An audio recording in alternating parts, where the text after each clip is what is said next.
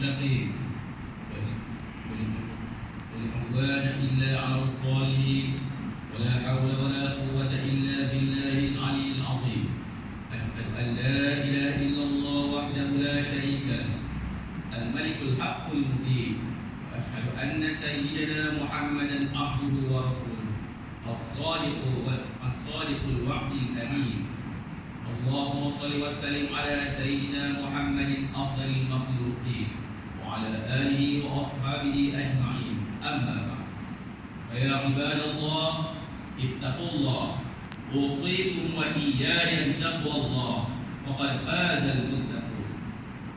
Sidang Jumaat yang dimuliakan Allah, khatib ingin memberi peringatan kepada kita semua, termasuk diri khatib sendiri, untuk kita sentiasa berusaha meningkatkan keimanan dan ketakwaan kepada Allah Subhanahu wa taala dimanapun kita berada. Dalam keadaan sesukar mana sekalipun, berusahalah melaksanakan setiap kewajiban yang diperintahkan Allah dan menjauhi segala larangannya. Sebelum melanjutkan bicara, juga khatib memberi peringatan, marilah kita tinggalkan perbuatan lama yang bertentangan dengan sunnah serta adab, yaitu tindakan yang memesongkan perhatian daripada mendengar khutbah dan isi kandungannya. Ini termasuklah perbuatan berbual-bual, tidur dengan sengaja, dan bermain telefon bimbit bagi melengkapi kewajipan solat Jumaat hari ini. Marilah kita menghayati bicara mimbar yang bertajuk pelihara nikmat kemerdekaan.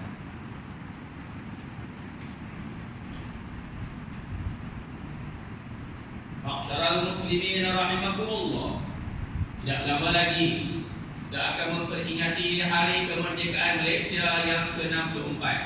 Kemerdekaan Malaysia bukanlah kemerdekaan Malaysia bukanlah pemberian dari sesiapa, bukan pula hadiah dari penjajah, juga tidak dibantu oleh mana-mana negara.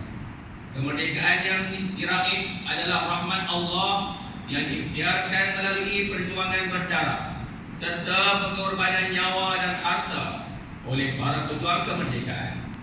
Mereka mengerahkan daya upaya dan ikhtiar, maka Allah lah yang menentukan dan memberi kemenangan dalam bentuk kemerdekaan kepada kita semua. Seperti mana lafaz dalam takbir hari raya, wa hazamal ahzaba wahdah, maksudnya Allah lah sendirian yang menghalalkan semua musuh. Sidang jemaah yang dimuliakan Allah, kita seharusnya bersyukur atas nikmat kemerdekaan dan segala nikmat yang telah Allah berikan, walau ramai yang sedang melalui tempoh sukar. Ingatlah firman Allah dalam surah Ibrahim ayat 7. A'udzu billahi minasyaitonir rajim. Wa idh ta'azzana rabbukum la in syakartum la azidannakum wa la in kafartum inna 'adzabi lasyadid. Maksudnya, dan ingatlah ketika Tuhan kamu memberitahu, demi sesungguhnya jika kamu bersyukur, nescaya aku akan tambah nikmatmu kepada kamu, dan demi sesungguhnya jika kamu ingkar, sesungguhnya azabku amatlah keras. Lalu bagaimana harus kita zahirkan rasa syukur? Mensyukuri nikmat kemerdekaan adalah dengan tidak menggunakannya untuk melakukan maksiat kepada Allah. Kita syukuri nikmat merdeka ini dengan melakukan pelbagai bentuk kebaikan. Kita laksanakan tugas sebagai anggota masyarakat yang dapat mewujudkan kestabilan dan keharmonian dalam masyarakat pelbagai etnik di negara kita. Jika setiap dari kita mengetahui, memahami dan melakukan tugas dan kewajipannya, nescaya negara akan mencapai keamanan dan kesejahteraan. Hadirin jemaah yang berbahagia, kemerdekaan adalah nikmat yang menjadikan kita bebas daripada pelbagai belenggu. Ia adalah pintu yang membuka pintu-pintu nikmat yang lain. Kita dapat merasakan hidup bernegara, bebas membina masa depan, merancang kehidupan yang selesa untuk generasi akan datang, dan mencorakkan masa depan negara mengikut acuan kita sendiri. Justru ayo kita pelihara nikmat kemerdekaan ini dengan sebaik-baiknya, jangan sampai ia terlepas dari genggaman. Kita hendaklah memulakannya dengan membangun dan memperbaiki diri dan keluarga, dan kemudian meluaskannya ke dalam masyarakat. Malaysia boleh diumpamakan seperti sebuah bangunan yang di dalamnya terdiri dari pelbagai batu dan komponen. Kita dan keluarga adalah salah satu dari batu-batu ini.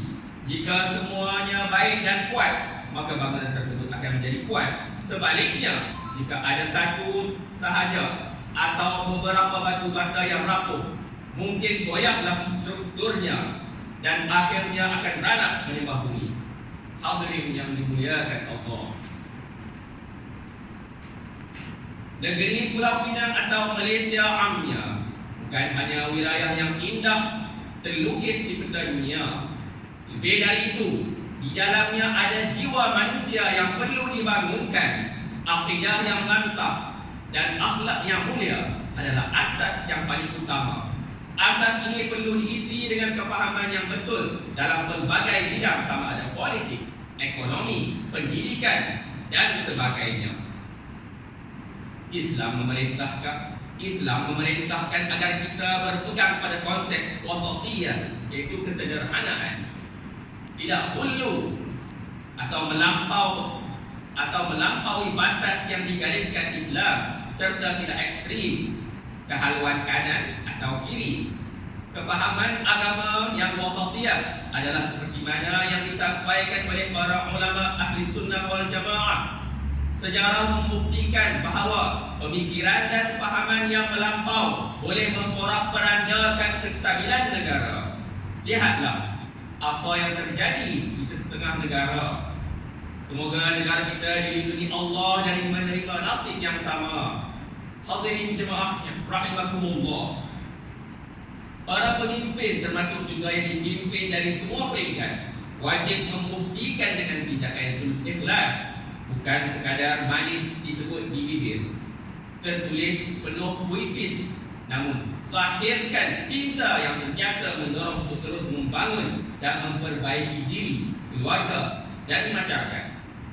Ia bermula dengan kepimpinan yang soleh, adil, beramal dengan penuh dedikasi, lagi amanah. Kepimpinan yang soleh akan melahirkan masyarakat yang soleh dan mewujudkan negara yang makmur dan diberkati Allah Subhanahu wa taala. Sidang jemaah yang dimuliakan Allah, mengakhiri khutbah pada minggu ini, beberapa kesimpulan yang dapat diambil sebagai pengajaran adalah: yang pertama, syukuri nikmat kemerdekaan dengan memeliharanya dan mengisinya dengan ketaatan, usaha-usaha untuk membangunkan masyarakat yang stabil dan harmoni. Yang kedua, pertahankanlah kemerdekaan dengan pemantapan pegangan akidah yang mantap dan akhlak yang murni dalam semua bidang. Ketiga, sebagai pemimpin di pelbagai peringkat, zahirkanlah kecintaan dan kesetiaan pada negara dengan memberi khidmat bakti secara jujur dan amanah, tanpa mengutamakan kepentingan diri dan kelompok masing-masing. Dan terakhir, sebagai rakyat dalam sebuah negara merdeka, jadilah rakyat yang berguna, patuh pada undang-undang, dan setia berbakti pada raja dan negara. Mudah-mudahan roh para pejuang kemerdekaan Malaysia dan bumi Nusantara amnya yang telah pergi mendahului dikira sebagai para syuhada, dicucuri rahmat oleh Allah Subhanahu wa taala. Firman Allah Subhanahu wa taala dalam surah Al-A'raf, a'udzu billahi minasy syaithanir rajim. Walau anna ahlal qura amanu wattaqaw lafatahna 'alaihim barakatin minas samaa'i wal ardh walakin kadzdzabu fa akhadnahum bima kanu yaksibun. Maksudnya, dan Tuhan berfirman lagi, sekiranya penduduk negeri itu beriman serta bertakwa, tentulah kami akan membuka pada mereka pintu pengurnian yang melimpah-limpah berkatnya dari langit dan bumi. Tetapi mereka mendustakan Rasul kami Lalu kami timpakan mereka dengan azab siksa disebabkan apa yang mereka telah usahakan.